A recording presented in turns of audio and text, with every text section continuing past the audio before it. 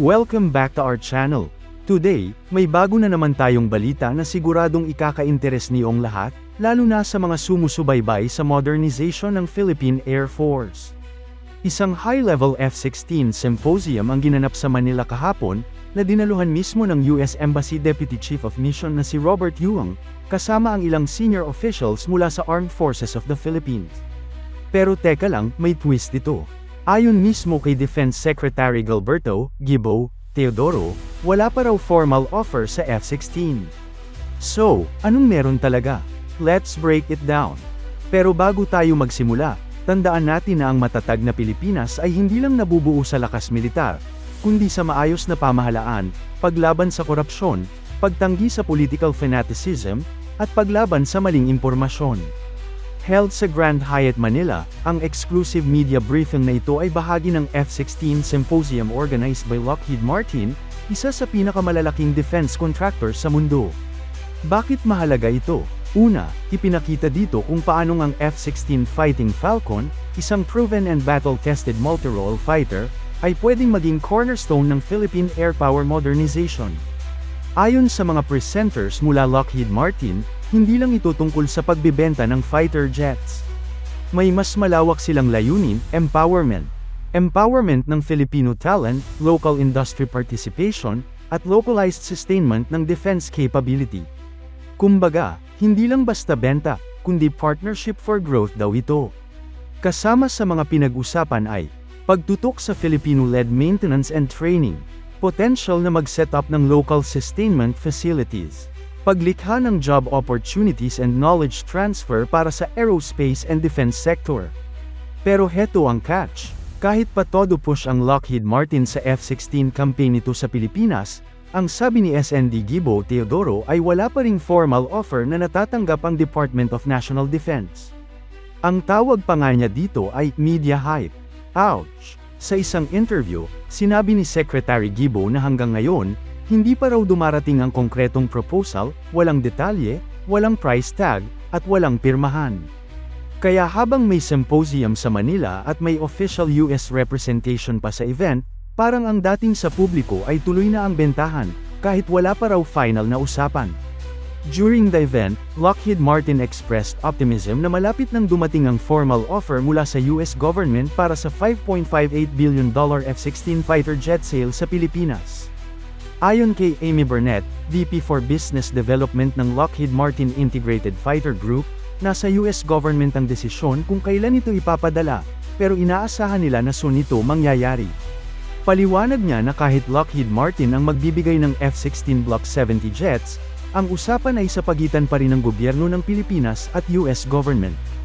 Ito ay kasunod ng anunsyo noong Abril na naaprubahan na ng US State Department ang nasabing benta, pero hanggang ngayon, wala pa ring formal na offer na natatanggap ang Pilipinas, ayon kay Defense Secretary Gibo Teodoro.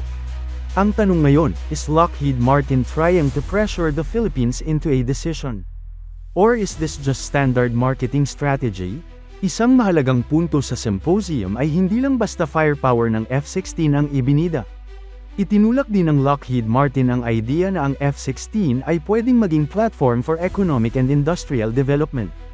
Paano? Magkakaroon ng mga Filipino-trained fighter jet technicians and engineers. Posibilidad ng technology transfer sa local companies. Partnerships with universities and aerospace institutions. Creation of jobs through sustainment hubs and supply chains. Sabi nga ng isang panelist, this isn't just about aircraft, it's about investing in people. So hindi lang ito tungkol sa national defense, but also about nation building.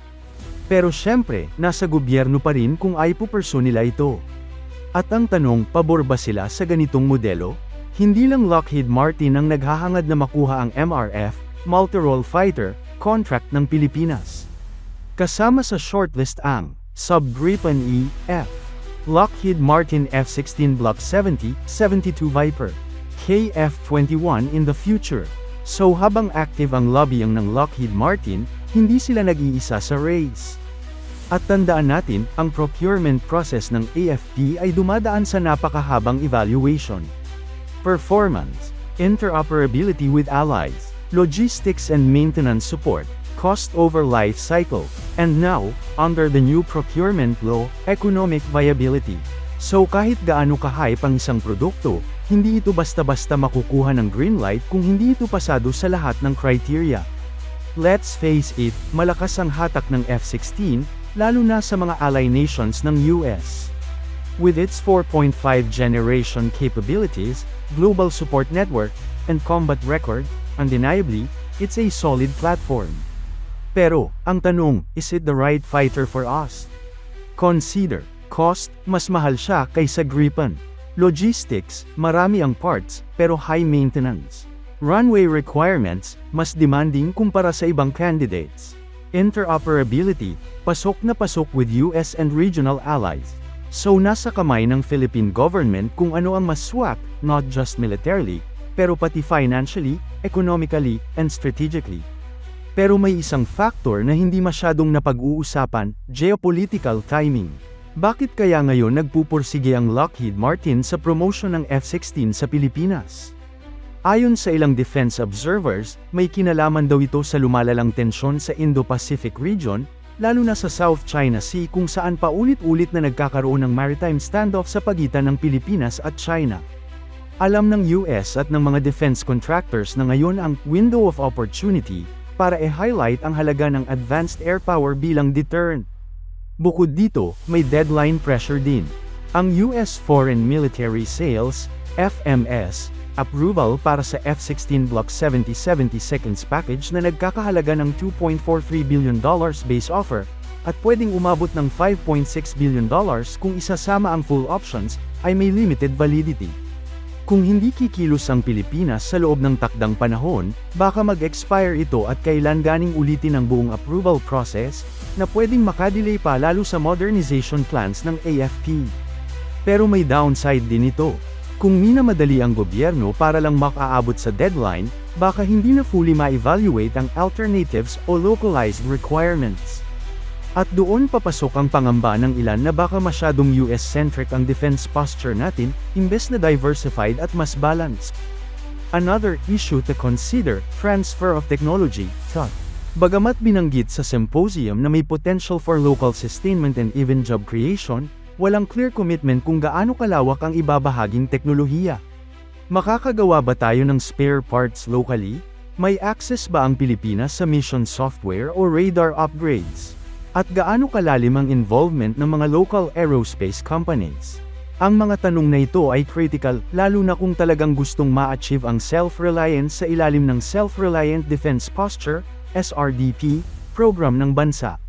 Marami na tayong natutunan sa mga dating acquisition projects, na kapag masyadong nakaasa sa foreign contractors, tumataas ang maintenance cost at bumababa ang operational readiness ng mga assets. Kaya hindi lang dapat puro, wow, factor, dapat strategic, long-term, at grounded sa local capability ang maging batayan ng pagpili ng MRF. At speaking of local capability, napag-usapan din sa symposium ang posibleng collaboration with Philippine universities and training institutions. Ayon sa Lockheed Martin, willing daw silang makipag-partner sa mga local engineering schools para makabuo ng specialized training pathways for future aerospace professionals. This could be a game changer kung matutuloy. Isipin nyo, hindi na kailangan lumipad sa ibang bansa ang mga bagong mechanics, radar techs, at avionics experts. Dito pa lang, sa Pilipinas, pwedeng ma-develop ang talent pool na magpapalipad, mag-aayos, at magpapanatili ng mga fighter jets. At hindi lang sa Air Force, economic spillover rin ito. Local suppliers, logistics providers, IT engineers, at mga technical vocational workers ay pwedeng makinabang kung gagawing sustainable at inclusive ang implementation ng proyekto. Kaya ang tanong, kung hindi pa final ang desisyon ng gobyerno, bakit mukhang ready na ang narrative ng Lockheed Martin? Ito ba ay indikasyon ng confidence sa magiging outcome? O ito ba ay effort para e-shape ang public perception at makakuha ng support mula sa publiko at media? Sa dulo ng araw, hindi PR event ang dapat maging basehan ng defense procurement. Ang mahalaga, kung ano ang pinakaakma sa operational environment, financial capability, at strategic direction ng bansa. Is Lockheed Martin making the right move by pushing the F-16 this hard? Agree ba kayo na maganda ang approach nila na i-highlight ang Filipino-led sustainment and innovation? O mas gusto nyo bang mag-focus ang gobyerno sa ibang platforms gaya ng Gripen o KF21? Let us know in the comments below. And don't forget to like, share, and subscribe for more defense updates, air power analyses, and modernization stories dito lang sa channel kung saan ang defense ay hindi boring. This is PH Malaya, and as always, stay alert, stay informed.